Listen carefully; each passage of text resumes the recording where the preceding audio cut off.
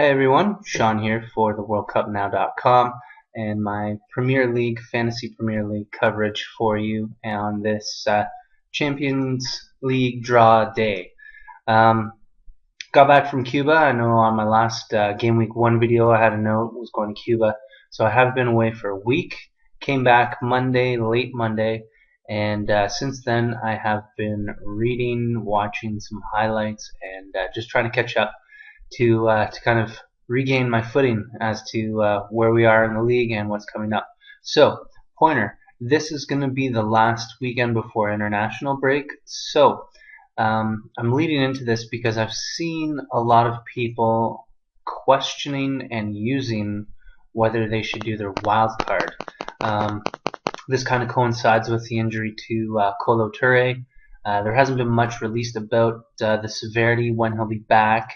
So a lot of people are trying to manage their teams in a way that some people are using their wild cards, and you know what? If you're watching this, I highly recommend that you don't. There's some people who use their wild card simply during international breaks to kind of regain value or bump up their team value.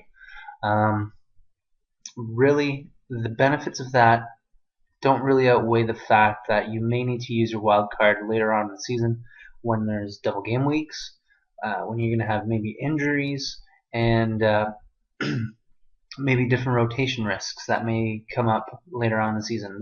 There's players that seem to do well in the colder months as opposed to the warmer months. So keep that in mind. I'd highly recommend that you don't use your wild card if you have. Unfortunately, there's no going back, but again, that's your decision. You'll have to make the best of it. Now, to the Kolo Touré injury, some suitable substitutes for that. The first one that pops up to mind would be Collins on West Ham, also Ward. So there are a few that are in there that you can get that I'd recommend. But it's based on your team. If you have two free transfers, then use it the way you see fit. If you don't, try and not take a hit for it. But if you do, if you've got like 3 injuries and you've got a rotation risk with Dzeko or someone else who's might not be playing, like a Lukaku or someone like that, you maybe held on to him for a bit. In those instances, you'll have to take a hit.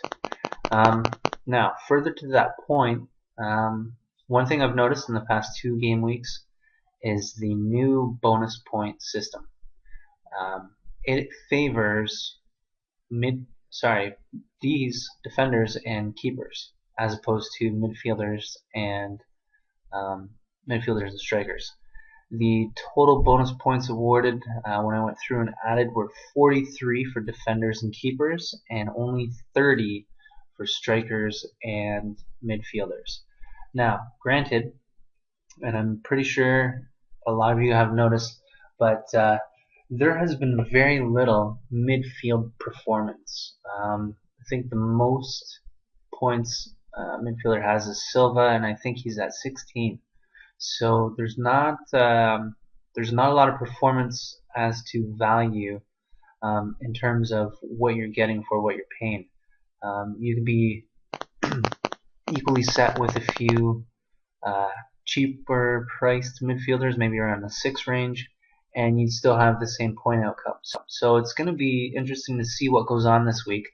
I'm going to keep an interesting eye on the Tottenham and Arsenal game. That generally is a high scoring game, so be on the lookout for Chadi and Walcott, and see what kind of happens there. Also be looking for a little bit better performance from midfielders, and if it doesn't happen, then you know what, it's going to be a continuing trend, and I may lighten up and may suggest to you guys to lighten up on your midfield coverage and maybe go for defenders, defenders that have attacking games like Ivanovic or Baines, So again, it's still early in the season. We're only at game week 3, my favorite number, so hopefully it's going to work out. But just going to switch over to the screen and we'll screencast and take a look at the league, see who's in the league, who in the lead, pardon me, and who got the most points out of last week. I think I'm going to do that every week as I go through. Also, on a side note, the league is closed, so the amount of people in the current league right now is finite. So you don't have to worry about players coming in later on and having scooping points from you or whatever. So it is as it is, and we'll go from there. And yeah, and I'll take a look at my team because I know I had a few comments about not taking the time to go through my team on the video, even though I have it posted on my website. But I'll go through that and I'll go through my players, and we'll just switch it over. So I'll see you in a second. Alright, so just quickly switched over here, and as I said, just going to take a look at our league, the WorldCupNow.com Fantasy League. And currently in the lead right now is Bob2K Gunners, aka manager Rob Barnett, with 161 points. So congratulations to you. Obviously you had it last week because you still haven't moved, so that's good. And it's also good to see that there's some movement at the top of the league with the Galacticos and Spensum Wonga Wenga. I actually like that that manager, that name. I don't think he'll actually do it, but you never know. So in terms of just gonna take a look at Bob2K's team and see who he has and why he has been doing so well. I can see the first off Mignolet, having him. I think he's the top goaltender there, big time player. Zavaleta, Baines, Hazard, Walcott, Giroux, Benteke, and Sturge have all been strong up front. So you can tell that he has good decisions. So as of right now, I'm also going to take a look, also in the league, who got the most points in terms of number value in terms of each game week. And this week it actually goes to Excel FC Ember Pekka, and I hope I'm pronouncing that properly. My apologies if I haven't. And taking a look at his team for last week, he had I think when I first saw it, he had 3 sub-ins, so I can't really say it was his decision, simply because he was playing some players that didn't play. But looking at the team, you can see, and as I mentioned before, strong backline. You've got 12, 14, 9, 8, 9, just all in the backline. Like, that's a crazy amount of points coming from defense. If this trend continues, it's going to be, I would wager to see a more setup like this, 5-3-2. It's kind of crazy. So 71 points, congratulations on that week. It's a very good week. And why don't we take a look at my team for this week. 3, I have decided to keep Kolo Toure, and simply because I want to just wait until, oh, look at that, he's not listed as injured anymore. Interesting. Well, no. Okay, interesting. I guess there's a glitch here because he's injured, but the box is showing blue, so maybe there was an announcement that just hasn't been updated. I'll take a look at that, but I do have him on the bench because I highly doubt after being injured he was, showing 50% play, as you just saw on that comment.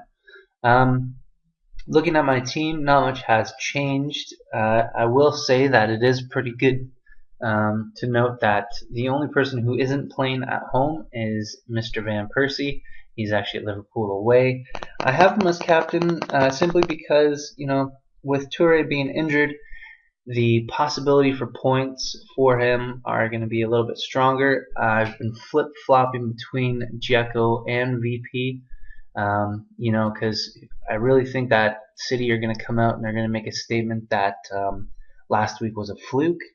And the only reason I don't have Dzeko as captain is simply because of his rotation risk. I do believe he will start, but I'm not confident enough to give him the armband.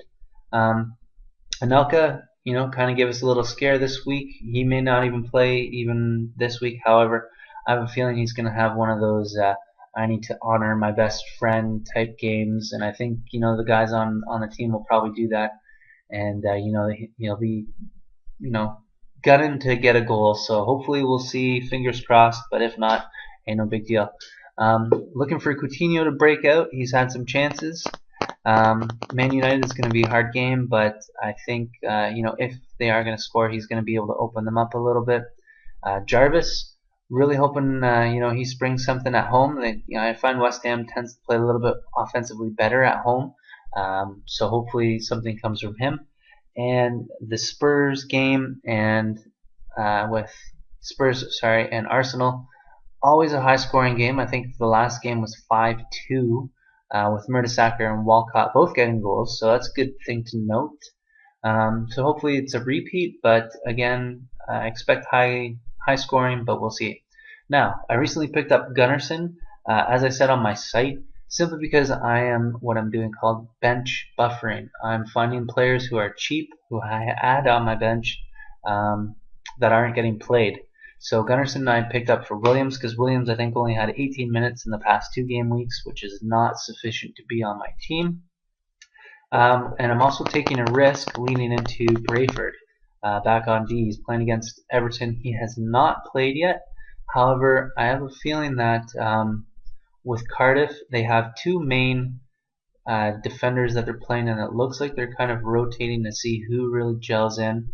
And I'm hoping that Brayford's week is this week and that he comes out of the gate running because he needs to make an impression.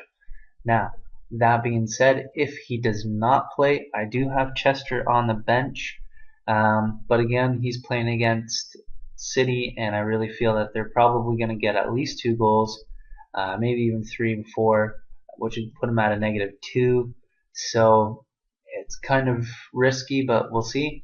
Mertesacker, again, it's going to be a high-scoring game. I don't feel that there's going to be a clean sheet kept, but I do think that there will be some offensive returns on his end. So hopefully, fingers crossed, that'll pan out. And lastly, on D, I have Zabs.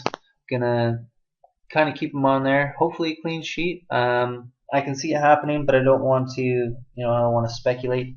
So we'll see. And then Jaskalainen in simply because of home rotation between him and Bork. I actually kind of lucked out last week because I didn't actually get the chance to change him, and he actually got a clean sheet last week, so I was lucky there. And I will be keeping Hazard through the blank, even though his point value has gone down. I will be keeping him. But it'll be interesting to see what goes on with the recent signings of Ito. Actually, it's going to be really interesting to see what goes on with the signings with everybody, with Lamela, Eriksson on Spurs, with Ito. So there's a lot of signings and a lot of potential movement that can happen still, and I'll be keeping my eyes peeled and see what develops from there. So that being said, I wish you good luck, and I am back. So we will keep these videos coming out every Thursday. Thursday a little bit after dinner my time, which is 6 o'clock, so add 5 hours, or probably at maybe later in the evening over the UK, depending on your time zone. But again, best of luck to all the managers in my league, and I will see you next Thursday.